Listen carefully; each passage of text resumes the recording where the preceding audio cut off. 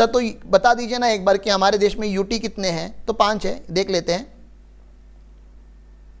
जिनका लेजिस्लेचर नहीं है, ठीक है ना, क्या नहीं है, जैसे दिल्ली एंड पुडुचेरी, दिल्ली एंड क्या है, पुडुचेरी, ये दोनों भी क्या है, यूनियन टेरिटरी है, ठीक है ना। अभी उसमें एक ऐड हो गया जम्मू एंड कश्मीर, ठीक है ना, दिल्ली, जम्मू कश्मीर एंड पुडुचेरी, ये जो यूनियन टेरिटरीज है इनका खुद का लेजिस्लेशन है, लेजिस्लेटिव बॉडी है, मतलब वो लोग लॉ बना सकते हैं।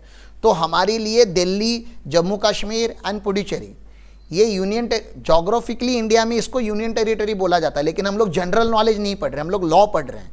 इनका खुद का जीएसटी है तो उनको हम स्टेट बोल देंगे। तो दिल्ली हमारे लिए यूनियन टेरिटरी है कि स्टेट है, स्टेट है। जम्मू कश्मीर स्टेट है, और पुडुचेरी भी हमारे लिए क्या है, पुडुचेरी को पौंडीचेरी बोलते हैं, लेकिन लॉ में उसको हमने क्या लिखा हुआ है, पुडुचेरी। जैसे बैंगलोर को बेंगलुरु बोला जाता है रिटन लैंग्वेज में, तो वैसे नाम चेंज होते रहते हैं, स्पेलिंग, बेलगाम का बेलगावी हो गया है, ठीक है ना, बॉम्बे का मुंबई हो चुका है। तो ऐसे स्टेट के या वो जगह के नाम बदलते रहते हैं, जैसे जैसे वहाँ पे गवर्नमेंट आती है वो कुछ ना कुछ नया लेकर आती है। तो अभी इसको शायद पुडुचेरी बोलते हैं, तो आप लोग भी लिखने में भी बोलने के टाइम पे मुझे पता है उसको पौंडीचेरी बोलते हैं, लेकिन we will call it Puducherry. तो दिल्ली, जम्मू कश्मीर एंड पुडुचेरी, ये जो चीज़ें हैं इन तीनों को हम क्या बोलेंगे, स्टेट बोलेंगे हमारे यहाँ पे, क्योंकि इनका खुद का जीएसटी लेजिस्लेशन है।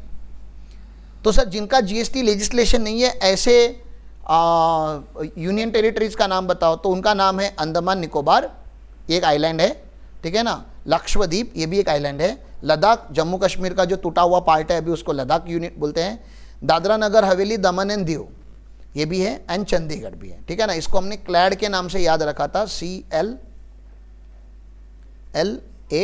शायद ना, सी मतलब C stand for Chandigarh, L stand for Lakshadweep, नहीं यहाँ पे डबल ए आना चाहिए, ठीक है ना, बरोबर है कि नहीं, डबल डी आना चाहिए, नहीं गलत था, पहले था वही था, कभी कभी क्या होता है ना,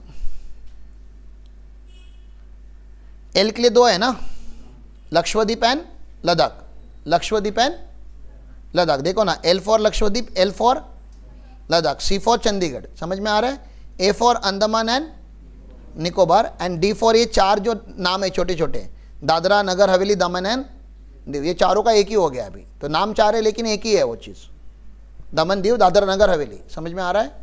तो याद कैसे रखेंगे, क्लैड कितने होते हैं, क्लैड में कितने यूनियन टेरिटरीज आ गए, 5 के 5 लॉ होंगे या एक लॉ होगा, हर स्टेट का एक लॉ है, दिल्ली का लॉ अलग है, जम्मू कश्मीर का लॉ अलग है, ये पांचों का लॉ 5 लॉ होंगे कि एक ही लॉ होगा, एक ही लॉ होगा, तभी तो उनको बोला जाता है ना, उनका खुद का लॉ बनाने का उनके पास पावर ही नहीं है, तो उनका जो गवर्नमेंट, सेंट्रल गवर्नमेंट लॉ बनाता है उसको UTGST बोलते हैं।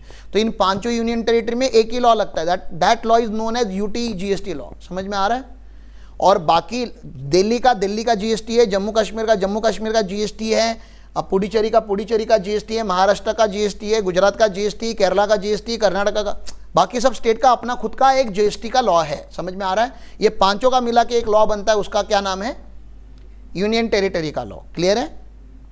चलो आगे, लेट्स सी, थोड़े अपन लोग क्या बोलते हैं, एसोसिएट यहाँ पे भी बनाते हैं, तो अपने पास यूटी का भी काम आएगा ना, मतलब कभी हमने इसको फोकस नहीं किया, थोड़ा इसको फोकस करते हैं अभी अपन लोग। चंडीगढ़ तो कर ही सकते हैं, यहाँ तक क्लियर है।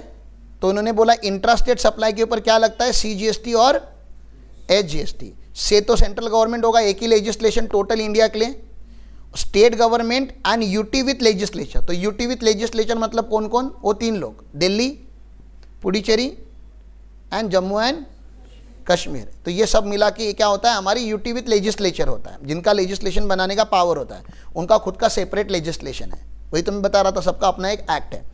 और फिर ऐसे यूटीज है विदाउट लेजिस्लेशन, जिसको हम क्लैड के नाम से याद रखेंगे, CLLAD, Chandigarh, Lakshadweep, Ladakh, Dadra Nagar Haveli, Daman and Diu and Andaman Nicobar, उनका अलग से एक एक्ट बना हुआ है, दैट इज UTGST एक्ट, जो सेंट्रल गवर्नमेंट रन करता है। तो ये भी सेंट्रल गवर्नमेंट रन करता है, ये सारी स्टेट गवर्नमेंट रन करती है, और IGST एक्ट भी सेंट्रल गवर्नमेंट रन करता है। तो आप देख सकते हो सेंट्रल गवर्नमेंट का थोड़ा ऊपर का हाथ है ना, मतलब ज़्यादा रिस्पॉन्सिबिलिटीज किसके पास है, सेंट्रल गवर्नमेंट के पास है। और ऐसा कहाँ पे लिखा गया है कि ज़्यादा रिस्पॉन्सिबिलिटी सेंट्रल गवर्नमेंट के पास होनी चाहिए?